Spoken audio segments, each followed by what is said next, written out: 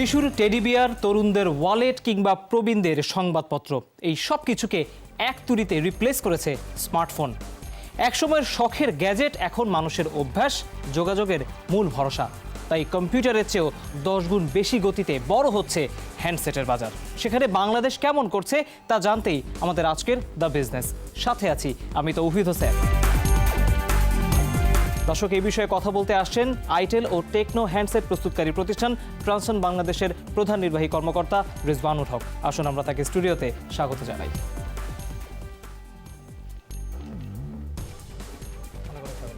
ধন্যবাদ। জনাব রিজওয়ানুল হক, আজকে আমরা বাংলাদেশের হ্যান্ডসেটের যে নতুন এক ধরনের বড় ভবিষ্যৎ তৈরি হয়েছে, সম্ভাবনা তৈরি হয়েছে, সেটির আদ্যপান্ত আপনার কাছ থেকে জানবো। কিন্তু তার আগে আমাদের হাতে একটি প্রতিবেদন আছে, প্রতিবেদনটি দেখে আমরা আলোচনায় ফিরবো। দর্শক, আমরা প্রতিবেদনটি আগে দেখে নিতে চাই।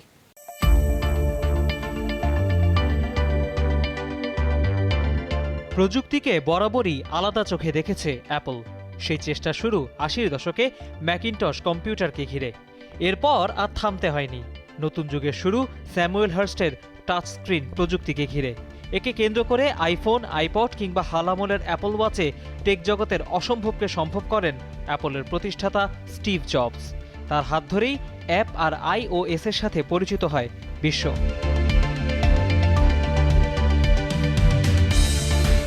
তবে শুধু গ্যাজেট আর সফটওয়্যার আবিষ্কার করে হাত গুটায়নি অ্যাপল।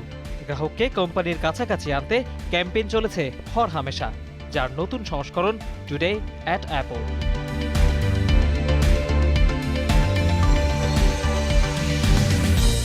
ঘোষণা আসে এই প্ল্যাটফর্মে বিনামূল্যে প্রশিক্ষণ পাবেন গ্রাহক। 495টি অ্যাপল স্টোরে গ্যাজেটের ফিচার হাতে কলমে শেখাবেন পেশাদার শিক্ষকরা। রেজিস্ট্রেশন ফ্রি, তবে সাথে আনতে হবে নিচের আইফোন বা আইপ্যাড। প্রথম দফায় টুডে অ্যাট অ্যাপলের যাত্রা শুরু হয় যুক্তরাষ্ট্রের কয়েকটি বড় শহরে।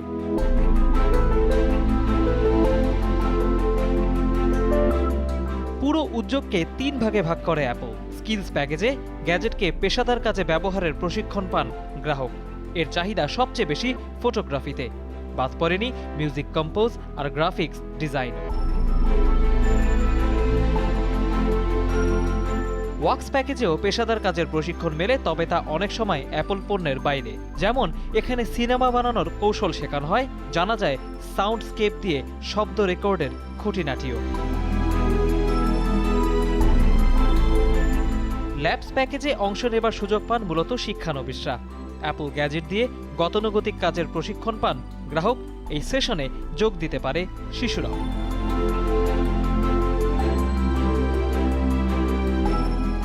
সবাই যখন শুধু লাভের আশায় পণ্য বিক্রি করছে, তখন সেবার নতুনত্ব দেখিয়ে গ্রাহককে কাছে টানছে অ্যাপল। প্রতি বছর তাই এমন সেশন আয়োজন হচ্ছে 18,000-এর বেশি, যেখানে বিনা বেতনে সেবা দিচ্ছেন অ্যাপলের 70,000 কর্মী। দর্শক, আমরা প্রতিবেদনটি দেখে নিলাম। এবার আমরা আলোচনায় যাচ্ছি ট্রান্সন বাংলাদেশ লিমিটেডের প্রধান নির্বাহী কর্মকর্তা রিজওয়ানুল হকের সাথে। জনাব রিজওয়ানুল হক, আমরা বেসরকারি পরিসংখ্যানের একটা রেফারেন্স দিয়ে এই আলোচনাটি শুরু করতে চাই। গত বছরের পরিসংখ্যান বলছে যে বাংলাদেশে প্রতি বছর 70 লাখ স্মার্টফোন ব্যবহার হয়, কিন্তু গত বছরই ফিচার ফোন বিক্রি হয়েছে প্রায় 2,61 লাখ, যেটি 2017-এর তুলনায় বেশি। আমরা প্রতিনিয়ত দেখছি যে 3G, 4G, এখন তো আমরা 5Gর আলোচনা করছি, কিন্তু স্মার্টফোনের বাজারটা একটু ছোট হয়ে গেল হঠাৎ করে গত বছর। কিন্তু এমন একটি পরিস্থিতিতে আপনারা বাংলাদেশে আসলেন এবং কার্যক্রম শুরু করলেন। শুরুতেই বাজারের অবস্থাটা এমন প্রেক্ষাপটে আপনার কাছ থেকে জানতে চাই, আমাদের বাজার কি তাহলে কিভাবে বড় হচ্ছে, কিভাবে বড় করা সম্ভব? বাংলাদেশে মোবাইল ফোনের মার্কেটটা কিন্তু অনেক বড়। কিভাবে বড় সেটা বলি, সেটা হচ্ছে গিয়ে জনসংখ্যার দিক থেকে কিন্তু আমরা পৃথিবীর নাম্বার 8 কান্ট্রি, এবং আপনি জানেন যে জনসংখ্যা বেশি যেখানেই আছে সেখানে মোবাইল ফোনের ইউজার বেশি। সো যদি আপনি পুরো ওয়ার্ল্ডকে চিন্তা করে দেখেন, তাহলে জনসংখ্যার দিক থেকে কিন্তু Bangladesh number 8 automatically mobile phone ইউজারের দিক থেকে। তো প্রথম 10টার মধ্যে যদি আপনি চিন্তা করে দেখেন, তাহলে বাংলাদেশের নাম আসছে। সেখান থেকে আমি আপনাকে বলি যে বাংলাদেশের মোবাইল ফোনের মার্কেটটা কিন্তু প্রতি বছরই গ্রোথ ছিল। মোবাইল ফোন বিজনেস শুরু হওয়ার পর থেকেই প্রতি বছর একটা ভালো সিগনিফিকেন্ট গ্রোথ ছিল, প্রায় 10%-এর মতো করে গ্রোথ আমরা অন এনিভার্স পেয়েছি। তারপরে গ্রোথটা আসে স্মার্টফোনের ক্ষেত্রে। স্মার্টফোন শুরু হওয়ার পর থেকেই হিউজ একটা গ্রোথ ছিল, প্রায় 50%, 60% এরকম করে একটা গ্রোথ ছিল। কিন্তু গত বছর এসে মোবাইল ফোনটাই আমরা দেখেছি যে মোবাইল ফোন ব্যবসা শুরু হওয়ার পর থেকেই ডিগ্রোতে গিয়েছে। সেই ডিগ্রোতে খুব বেশি পরিমাণ হয়নি, বাট তবুও আমরা যদি বলি সে ডিগ্রোর যেখানে 10% গ্রোথ ছিল সেখানে প্রায় -2% ডিগ্রোথ হয়েছে। সো বাংলাদেশের মার্কেট সাইজ এখন হচ্ছে গিয়ে প্রায় 3.5 কোটি মোবাইল ফোন বিক্রি হয় বছরে, এবং সেখানে 8 মিলিয়নের মতো স্মার্টফোন বিক্রি হচ্ছিল। গত বছর সেটা কমে 7 মিলিয়নের মতো আসছে। বাট আমরা যেটা দেখছি যে সেটা হয়তো গত বছর একটা অ্যাক্সিডেন্ট হতে পারে, বাট এই বছর থেকে আমরা মনে করছি যে সে ন্যাচারাল যে গ্রোথটা ছিল সেটা আবার পাওয়া শুরু করবে, এবং স্পেশালি স্মার্টফোনের গ্রোথ তো হবেই। এমন একটি জায়গায় আমরা গত 5 বছরে আমি বলবো যে বাংলাদেশের মানুষের স্মার্টফোন ব্যবহারের প্রবণতা বেড়েছে। আমি জানি না আপনি আমার সাথে একমত হবেন কিনা, কিন্তু এই গত 5 বছরে আমি যদি আমার ব্যক্তিগত অভিজ্ঞতা বলি, বেশ কিছু কোম্পানি হঠাৎ করে খুব ভালো করলো, তারপর আবার পড়ে গেল। আবার এখন কিছু কিছু একাধিক ব্র্যান্ড ভালো করছে শোনা যাচ্ছে, আবার অনেক কোম্পানি খুব বেশি বাজার বড় করতে পারছে না। আমি বলবো কম্পিটিশনের জায়গাটা হয়তো তৈরি হয়েছে।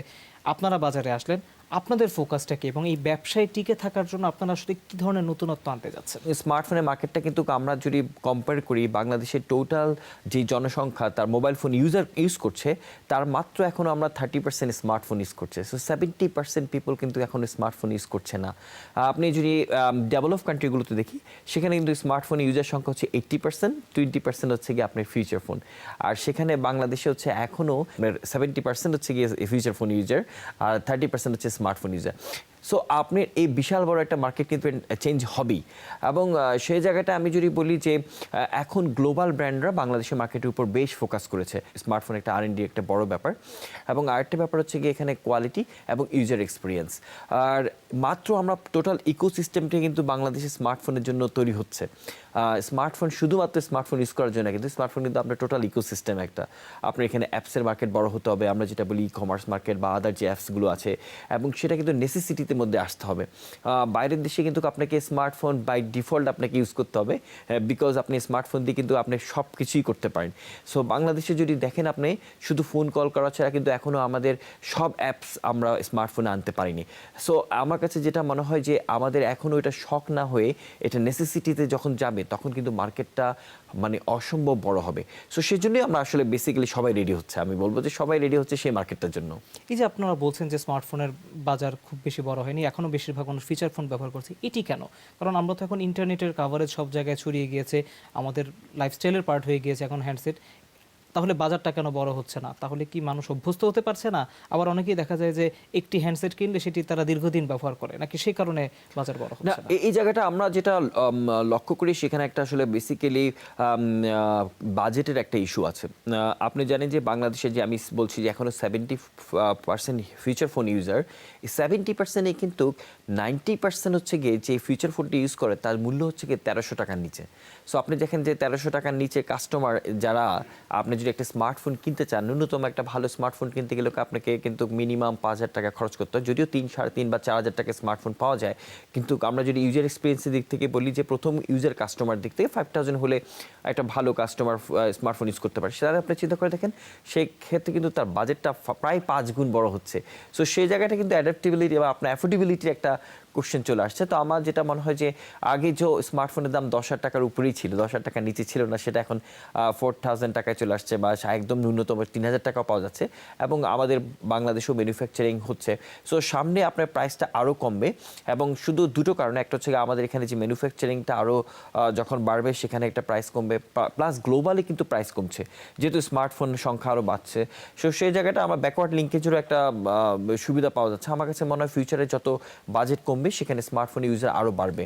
আরেকটা ব্যাপার হচ্ছে কি, আমি যেটা বললাম যে এখনও নেসেসিটি হয়নি যে আপনাকে স্মার্টফোন কিনতেই হবে। এখনও যেটা হয়েছে যে দেখা যাচ্ছে যে যারা হয়তো বেশি এডুকেটেড তারা এখনও স্মার্টফোন ইউজ করছে। 70% স্মার্টফোন যারা ইউজার বেশিরভাগই কিন্তু তারা সোশ্যাল নেটওয়ার্কিংয়ের জন্যই কিনছে, অথবা তার ক্যামেরা অথবা ভিডিও দেখার জন্য। সো সেই জায়গাটা আমাদের মনে হয় নেসেসিটি যে ইকোসিস্টেমটা তৈরি হবে, তখন আমার কাছে মনে হয় মার্কেটটা আরও বড় হবে। আমার একটি নিজের অবজারভেশন বলি, আপনি যে ফিচার ফোনের বাজারের কথা বলছেন, একদম প্রান্তিক পর্যায়ে মানুষ বেশি ব্যবহার করছে। এখন ইদানিং দেখা যায় যে যারা একটি স্মার্টফোন ব্যবহার করছে তার সাথে একটি ফিচার ফোনও ব্যবহার করছে। যখন প্রশ্ন করা হয় তারা বলে যে এটা নেটওয়ার্কটা ভালো পাওয়া যায়। তাহলে প্রশ্নটি হচ্ছে, যেসব স্মার্টফোন এখন বাজারে আসছে দেশের কোম্পানি বলি বা বিদেশি কোম্পানি বলি, এই স্মার্টফোনগুলোর মান নিয়ে আপনি আসলে কিভাবে মূল্যায়ন করবেন? আপনারাও যেহেতু বাজারে আসেন, সেই নিশ্চিতটা আপনাদেরকেও করতে হবে, সেটি কতটা নিশ্চিত করা গিয়েছে? এটা আপনি একদম খুব রাইট কোশ্চেন করেছেন। আমরা দেখেছি এই জন্যই একটা ইন্টারেস্টিং যে বাংলাদেশে কেন ফিউচার ফোনের মার্কেটটা এখনো বড় হচ্ছে, যেখানে হচ্ছে কি সব জায়গায় ওয়ার্ল্ডের ডিগ্রোথ, সেখানে বাংলাদেশে কেন এখনো গ্রোথ হচ্ছে। এটা আমরা একটা খেয়াল করেছি যে একটা হচ্ছে কি নর্মাল অর্গানিক মার্কেট আছে যেখানে ফিউচার ফোনের ডিমান্ড আছে, আর একটা হচ্ছে যারা স্মার্টফোন কিনছে তারা সেকেন্ড ফোন হিসাবে হয়তো একটা ফিউচার ফোন রাখছেন। আমরা দেখি যে অনেক সময় স্মার্টফোনে যেটা হয় যে অতিমাত্রা ইউজিংয়ের কারণে সে কিন্তু তার ব্যাটারিতে চলে যাচ্ছে, অথবা দেখা যাচ্ছে স্মার্টফোনের আপনি জানেন যে 3G 4G মাঝে মাঝে কল ড্রপ হচ্ছে, অথবা আপনার ফাংশনালিটি প্রবলেম থাকে, এবং সেই জায়গাটা দেখেছি যে ফিউচার ফোনটি খেয়ে কিন্তু রেখে দিচ্ছে যে তার সিকিউরিটি হিসেবে সেভ হিসাবে যে ব্যাটারি যখন শেষ হয়ে যাবে তখন সেই ফিউচার ফোনটি ইউজ করতে পারে। বাট ইন্টারেস্টিংলি ব্যাপার আমি আপনাকে যে সত্য কথা বলবো সেটা হচ্ছে আমরা রুরাল লেভেলে, স্পেশালি ডিস্ট্রিক্ট লেভেলের বাইরে আমরা দেখেছি যারা স্মার্টফোন ইউজার তারা একটা লো এন্ডের স্মার্টফোন কিনছে, সেই জায়গাটা কোয়ালিটি একটা বড় থ্রেড রয়ে গেছে। যদিও এটা 2-3 বছর আগেও এটা আমরা দেখেছি যে স্ট্রাগল করছিলাম, বাট এখন কিন্তু ইউজার অনেক বেশি স্মার্ট হয়ে গেছে, তারা কিন্তু স্মার্টফোনের ক্ষেত্রে তারা এখন কিন্তু বিচার করতে পারে যে কোনটা কোয়ালিটি ভালো এবং কোনটা কোয়ালিটি খারাপ। এবং স্পেশালি গ্লোবাল ব্র্যান্ড বাংলাদেশে যে পেনিট্রেশনটা শুরু করেছে, এবং গ্লোবাল ব্র্যান্ডের কারণে কিন্তু আমরা দেখি যে সব গ্রে ব্র্যান্ডগুলো ছিল যারা কোয়ালিটি মেনটেন করতে পারতো না, তারা কিন্তু এখন বাজারে আস্তে আস্তে সরে যাচ্ছে। সো আমরা কাজ দেখেছি যে কনজিউমারের যে স্মার্টফোনের কেনার ব্যাপারে যে ইউজার এক্সপিরিয়েন্সটা ছিল সেটা এখন অনেক বেশি হাই, এবং তারা কিন্তু ভালো ফোন দেখে কিনছে। তাছাড়া বিটিআরসি এখানে একটা বলবো যে অনেক বেশি কাজ করছে, এবং গত 2-3 বছরের যে পলিসি নিয়ে আসছে তাতে কিন্তু এখন আর ওই যে গ্রে ব্র্যান্ড বা আমরা যে একদম নন ব্র্যান্ড যেগুলো ছিল সেগুলো কমে যাচ্ছে আস্তে আস্তে। অবৈধ হ্যান্ডসেট বাজারে ঢুকছে, এটি একটি দিক, সেটি যে কোনো প্রক্রিয়াতেই ঢুকছে, সরকার রাজস্ব হারাচ্ছে। আবার আপনারা বাংলাদেশে বিশাল ফ্যাক্টরি করে এখন মোবাইল ফোন উৎপাদন করার দিকে মনোযোগ দিয়েছেন। একই দেশে দু ধরনের নিয়মে হ্যান্ডসেট পাওয়া যাচ্ছে, এটা নিশ্চয়ই ডাবল স্ট্যান্ডার্ড। আপনারা কি এটার জন্য কোনো ধরনের স্ট্রাগল করছেন, নাকি এটাকে অনেক বেশি চ্যালেঞ্জিং মনে হচ্ছে না এখন? না, এটা আসলে বড় একটা চ্যালেঞ্জ হয়ে দাঁড়িয়েছে এই মুহূর্তে। এর কারণটা হচ্ছে যে আপনি জানেন যে বাংলাদেশে মোবাইল ফোনের ইম্পোর্টের উপর ট্যাক্সটা কিন্তু অনেক হাই। গভর্নমেন্ট আসলে ম্যানুফ্যাকচারিংকে সাপোর্ট দেওয়ার জন্যই এই ট্যাক্সটাকে হাই করা হয়েছে। সেক্ষেত্রে দেখা গেছে যখন এই ট্যাক্সটা হাই হয়ে যায় তখন কিন্তু গ্রে ইন্সপায়ার্ড হয় ইম্পোর্ট করার জন্য। সো এখানে যেটা হয় যে আমাদের গ্রে মার্কেটটা বড় হয়েছে, এবং এটা অলমোস্ট প্রায় 30% মতো হয়ে গেছে। বাংলাদেশে কিন্তু টোটাল মোবাইল ফোনের মার্কেট দাঁড়িয়েছে প্রায় 10,000 কোটি টাকার মতো, 10,000 কোটি টাকা। সেই 10,000 কোটি টাকা আপনার 30% গ্রে মানকি আমরা বলি প্রায় 3,000 কোটি টাকার মতো কিন্তু গ্রে মার্কেট রয়ে গেছে। সেখানে যদি আপনি 31% ট্যাক্সের মতো বলেন বা 32%, সেখানে প্রায় 1,000 কোটি টাকার মতো কিন্তু রাজস্ব চলে যাচ্ছে, গভর্নমেন্ট এই গ্রে থেকে হারাচ্ছে। সো এই গ্রে ইম্পোর্টের কারণে আমরা যে কেউ মোবাইল ফোন যারা আসলে লিগেলি ইম্পোর্ট করে বিজনেস করছে, পাশাপাশি যারা ম্যানুফ্যাকচারিং করছে তারা বহুত স্ট্রাগল করছে। এখানে আবার গ্রেড ইম্পোর্টে যেটা হচ্ছে, গ্রেড ইম্পোর্টটা দুটো স্টেজে হচ্ছে আমরা দেখছি। একটা হচ্ছে গিয়ে দেখা যাচ্ছে গ্লোবাল ব্র্যান্ড বিভিন্ন জায়গা থেকে নিয়ে আসছে গ্রেতে, কারণ এখানে যে আমাদের মার্কেট প্রাইস গ্লোবাল ব্র্যান্ডের, আপনি যদি গ্রেতে নিয়ে আসেন তাহলে কিন্তু আপনার প্রাইসটা কম পাচ্ছে। সো সেখানে তারা একটা স্ট্রাগল করছে। আরেকটা দেখেছি যে যেগুলো কোনো মানি নেই, যারা বিটিআরসি অ্যাপ্রুভ করছে না, একদমই নন ব্র্যান্ড, আপনি জানেন যে বিভিন্ন জায়গায় ইউজ হ্যান্ডসেটগুলো সেগুলোকে তারা রিপেয়ার করে এখানে এনে বিক্রি করছে। সো সে জায়গাটায় কিন্তু কনজিউমার প্রায় প্রচণ্ড পরিমাণ ঠকে যাচ্ছে এই কোয়ালিটির দিক থেকে। স্পেশালি আমরা যারা ম্যানুফ্যাকচারিং আছে, যারা ইম্পোর্টারও আছে, তারা আমরা সবাই বলছি যে এটাকে কন্ট্রোল করা উচিত, এবং পুরো ওয়ার্ল্ড ওয়াইড আপনি জানেন যে এটা টেকনোলজি আছে, আইএমইআই ডাটাবেজের মাধ্যমে, আইএমইআই সেন্ট্রালাইজ আইএমইআই এনইআই প্রসেস বলে এটাকে, সেটা করলে আমাদের মনে হয় যে এটা সবাই উপকৃত হবে। আইএমইআই নিবন্ধনের একটি উদ্যোগ তো সরকার ইতিমধ্যেই নিয়েছে, এবং সেটা বাধ্যতামূলক করা হচ্ছে আগামীতে। এটিকে আসলে কোনো পরিবর্তন আনবে? কারণ আমরা জানি যে সফটওয়্যারে যদি রম চেঞ্জ করা হয় বা অন্য কোনো ধরনের টুলস আছে যেগুলো দিয়ে আইএমইআই নাম্বারও খুব সহজেই পরিবর্তন করে ফেলা যায়, তাহলে সরকার যে উদ্যোগটা নিচ্ছে নিবন্ধনের ক্ষেত্রে সেটি আসলে সফল হবে কিনা? আমরা যখন একটা মোবাইল ফোন ইম্পোর্ট করি অথবা ম্যানুফ্যাকচারিং করছি, প্রত্যেকটি আইএমইআই নাম্বার বিটিআরসিকে আমাদের জমা দিতে হয়, কিন্তু এটা কিন্তু এখন পর্যন্ত শুধু বিটিআরসির কাছেই থেকে যাচ্ছে। আমরা বলছিলাম যে এটাকে সেন্ট্রাল আইএমইআই ডাটাবেস করা হোক। দ্যাট মিনস হচ্ছে যখনই একটা হ্যান্ডসেটের এগেইনস্টে ট্যাক্স দেওয়া হচ্ছে তখনই সে আইএমইআই নাম্বারটা আমাদের সেন্ট্রাল ডাটাবেসে লিপিবদ্ধ থাকবে, এবং সে আইএমইআই নাম্বার বাংলাদেশে অ্যাক্টিভ হবে। এর বাইরে কোনো আইএমইআই নাম্বার বাংলাদেশে কোনো অ্যাক্টিভ হতে পারবে না। তার মানে যারা বাংলাদেশে বিটিআরসি থেকে পারমিশনে নেই, অথবা যে হ্যান্ডসেটগুলো আপনার ট্যাক্স দেওয়া হয়নি, সেই হ্যান্ডসেটের আইএমইআই নাম্বারগুলো বাংলাদেশের নেটওয়ার্কে কাজ করবে না। তাহলে কিন্তু আপনি দেখেন আর কোনো এই ধরনের গ্রে থাকে না, এবং আপনার ইভেন আমরা দেখেছি যে আপনার মোবাইল ফোন হ্যান্ডসেট যে চুরি হয় সেটাও কিন্তু কমে যাবে, কারণ আপনার পক্ষে কিন্তু আরেকটি আইএমই নাম্বার রাইট করা এখানে ডিফিকাল্ট। আপনাকে ওই IME number approved IME number থাকতে হবে। তো এটা গভর্নমেন্ট কাজ করছে সেন্ট্রাল আইএমই ডাটাবেস নিয়ে, সেটা যদি হয় অবভিয়াসলি এটা পৃথিবীর সব দেশে যেখানে স্পেশালি ইম্পোর্ট হয় সেখানে তো করে আমরা দেখেছি যে স্পেশালি ম্যানুফ্যাকচারিং যখন চালু হয়, ম্যানুফ্যাকচারিংকে সাপোর্ট দেওয়ার জন্য এই সিস্টেমটা আপনাকে ইমপ্লিমেন্ট করতেই হয়। তো আমরা যেটা দেখছি যে বিটিআরসি ইজ ভেরি ইন্টারেস্টেড এবং বিটিআরসি অলমোস্ট এটা কাজ শুরু করেছে। আমরা BMPI Bangladesh mobile phone importer manufacturing association কিন্তু বিটিআরসিকে ডিরেক্টলি হেল্প করছি। এটা যদি হয় তাহলে আমরা মনে হয় সবাই ইম্পোর্টার ম্যানুফ্যাকচারিং স্পেশালি বাংলাদেশের মোবাইল ইন্ডাস্ট্রি সবাই উপকৃত হবে। একটা বিষয় একটু আপনার দৃষ্টি আকর্ষণ করতে চাই। অনেকে বলেন, গ্রাহকরা আমরা বাজারে গেলেও শুনি যে ওই যে আপনি যেটা বলেন দুরকম সেট দামে একই সেট পাওয়া যাচ্ছে, একটু কম দামে যেখানে পাওয়া যাচ্ছে গ্রাহক সেখানে যাচ্ছে। অনেক গ্রাহক বলে যে ব্র্যান্ডেড একদম আউটলেট থেকে যদি তারা কেনে তাহলে হচ্ছে দাম বেশি দিয়ে একই সেট কিনতে হয়, সেটা তারা কম দামে পাচ্ছে। দামটা কি কমানোর কোনো সুযোগ আগামীতে থাকবে? বাংলাদেশে যে কস্টে মোবাইল ফোন উৎপাদন হচ্ছে সেটা আসলে কমানোর সুযোগ আছে কিনা সেটিও জানতে চাই। এনবিআর স্পেশালি মোবাইল ফোন ম্যানুফ্যাকচারিংয়ের উপর একটা এক্সিলেন্ট জব করেছে। সেটা হচ্ছে গিয়ে আমাদের মোবাইল ফোনে যেখানে 32% মতো ট্যাক্স, আমাদের ম্যানুফ্যাকচারিংকে কিন্তু দুটো লাইসেন্স দিয়েছে। একটা হচ্ছে গিয়ে অ্যাসেম্বলার এবং একটা হচ্ছে গিয়ে একদমই ম্যানুফ্যাকচারার, যেটা আমরা বলি সিকিডি। সো এসকেডির পর্যায়ে আমরা যেটা অ্যাসেম্বলিং বলছি সেখানে প্রায় 16% মতো ট্যাক্স। তো সেখানে 15% মতো কিন্তু এখনই ট্যাক্স কম। আর আমরা যখন এটাকে সিকিডিতে যাব তখন কিন্তু আপনার ট্যাক্স প্রায় আরও 10% কমে যাবে। আমরা দেখেছি যে একদম সিকিডি এবং যদি আপনি ইম্পোর্টের ক্ষেত্রে ডিফারেন্সিয়েশনটা কিন্তু এখন অলমোস্ট প্রায় 25-26% মতো হয়ে গেছে। সো এটা কিন্তু একটা বিশাল বড় আমি বলবো যে ট্যাক্সের এক্সামশন করা হয়েছে। সো এই ম্যানুফ্যাকচারিংয়ে আমরা যখন আরও আপনার ম্যানুফ্যাকচারিংয়ে যাব, আমি সিকিডিতে যাব, তখন আরও কস্ট কিন্তু প্রায় 10% মতো কমবে। সো এই জায়গাটায় আমার কাছে মনে হচ্ছে মোবাইল ফোনে আমাদের ট্যাক্স কমবে। এবং তাছাড়াও কিন্তু আমরা গভর্নমেন্টের সাথে কাজ করছি যে এই থেকে আমাদেরকে আরও কিছু বেনিফিট দেওয়ার জন্য, যেহেতু আমরা একটা বিশাল বড় ইনভেস্টমেন্ট নিয়ে আসছি। সো গভর্নমেন্ট যদি আরও কিছু বেনিফিট এখানে নিয়ে আসে, আমার কাছে মনে হয় ডেফিনেটলি বাংলাদেশের স্মার্টফোনের দামটা কমবে। এবং স্মার্টফোনের দামটা কমতেই হবে, না হলে মার্কেটটা বড় হবে না। আমরা দেখেছি যে বাজেটের কারণে কিন্তু ওয়ান অফ দ্য রিজন যে বড় হচ্ছে না। সো সেই জায়গাটা বাংলাদেশের মোবাইল ফোনের মার্কেটে একটা বড় ধরনের স্মার্টফোন তৈরি করতে পারবো আমরা। বাংলাদেশে বিদেশি থেকে মোবাইল ফোন আমদানির উপর এনবিআর আরেকটি শুল্ক বসাতে যাচ্ছে, বাজেটে এমন একটি ইঙ্গিত দেওয়া হয়েছে। কিন্তু বাংলাদেশে প্রতি বছর 3 কোটি সেটের চাহিদা রয়েছে ফিচার এবং স্মার্টফোন মিলিয়ে।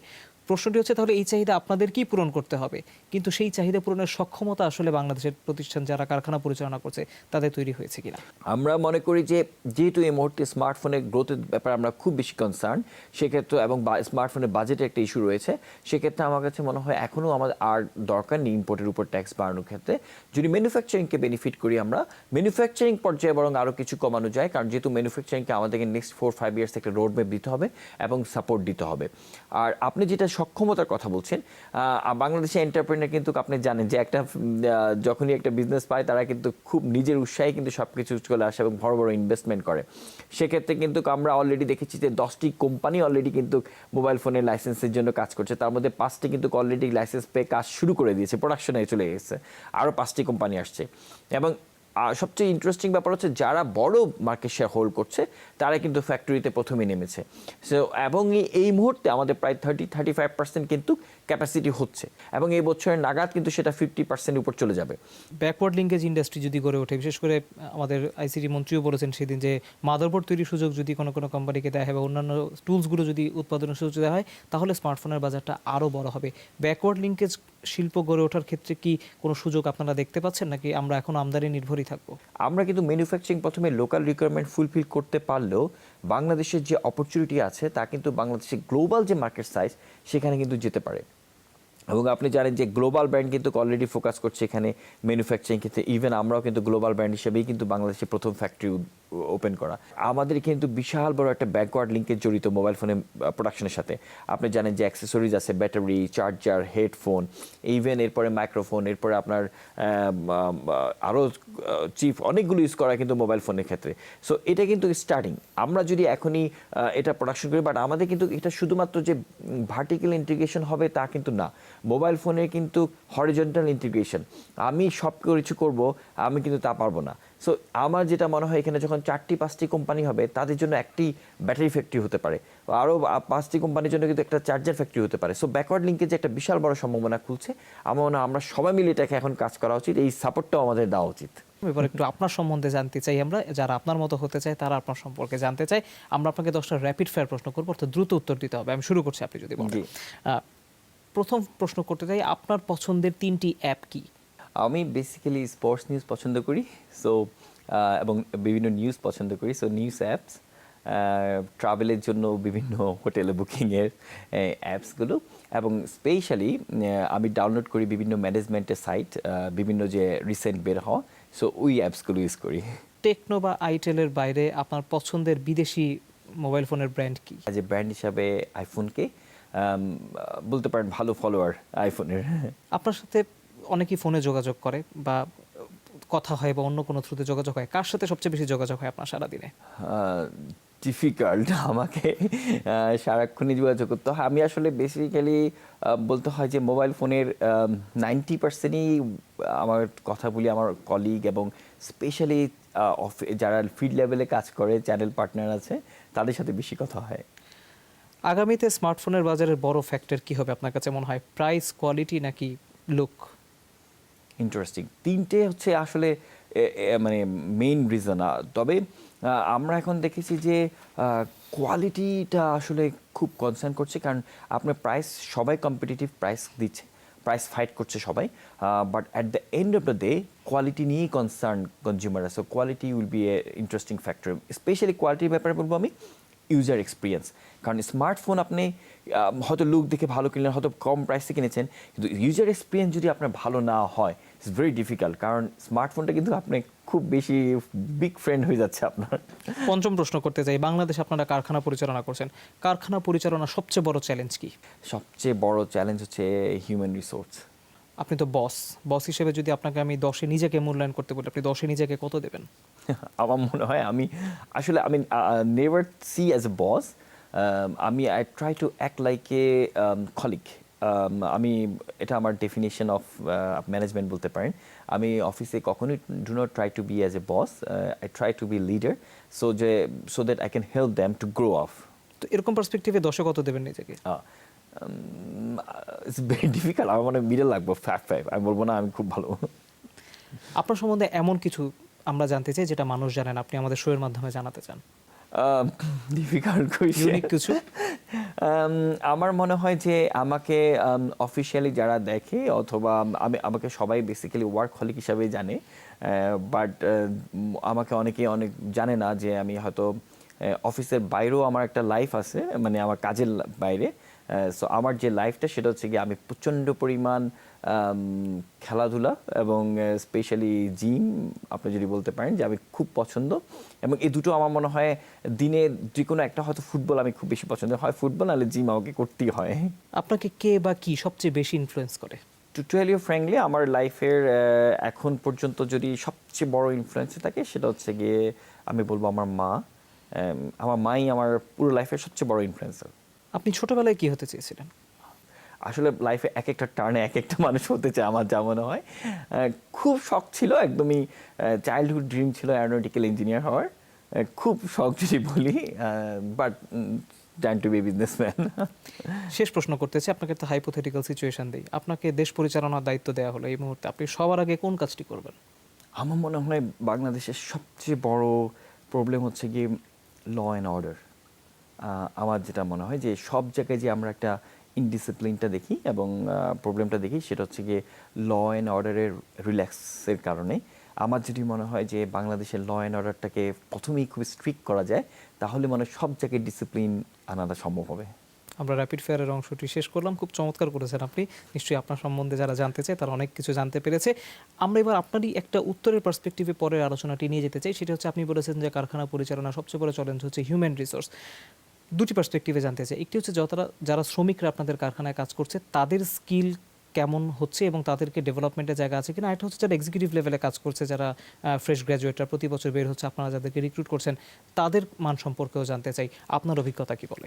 আমি বলবো যে এখন আমাদের বাংলাদেশের পার্সপেক্টিভে শুধুমাত্র যে কারখানা বলবো তা না, সব জায়গায় কিন্তু আমাদের হিউম্যান রিসোর্সে উই আর স্ট্রাগলিং।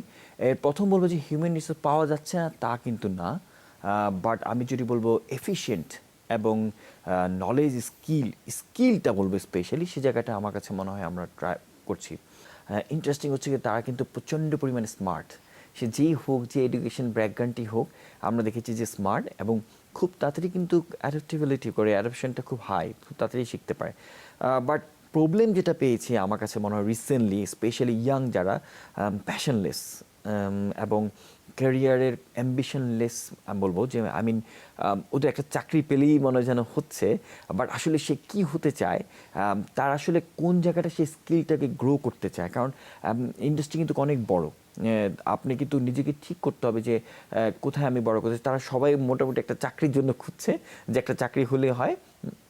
এবং ইন্টারেস্টিং যে চাকরিটা করার পরে কিছুদিন কাজ শিখে যখন সে স্কিলটা করে ফেলে, তখনই সে নেগোশিয়েটটা শুরু করে এবং সে তখন অন্যান্য জায়গায় সার্চ করা শুরু করে।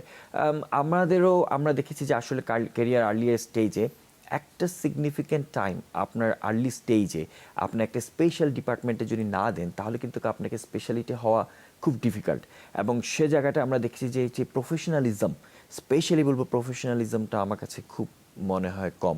আমি অপটিমিস্টিক, কারণ আমরা স্মার্ট এবং আমরা খুব ফাস্ট লার্নার এবং আমরা নলেজ রাখি, খুব স্কিলও হাই আমাদের। আমরা কাছে মনে হয় যে আমরা যদি এই জায়গাগুলো আমরা ডেভেলপ করতে পারি, তাহলে আমার কাছে মনে হয় ফিউচারে আমরা খুব ভালো একটা হিউম্যান রিসোর্স ডেভেলপ করতে পারবো। একটা চিকেন অ্যান্ড এগ ডিবেট আছে এই ইস্যুতে। আমরা যখন বিভিন্ন কর্মীদের সাথে কথা বলি, তারা বলে যে যেহেতু প্রচুর পাইপলাইনে ওয়ার্কফোর্স রেডি আছে, ফ্রেশ গ্র্যাজুয়েট প্রত্যেক বছরই তৈরি হচ্ছে, কোম্পানিগুলো আসলে এমপ্লয়ীদেরকে নিয়ে খুব বেশি চিন্তিত না, তাদের সব রকম ফ্যাসিলিটিস বা সুযোগ সুবিধা বা তাদের এম্পাওয়ারমেন্টের জন্য কোম্পানিগুলো খুব বেশি সিরিয়াস হয় না, এটা তাদের অভিযোগ।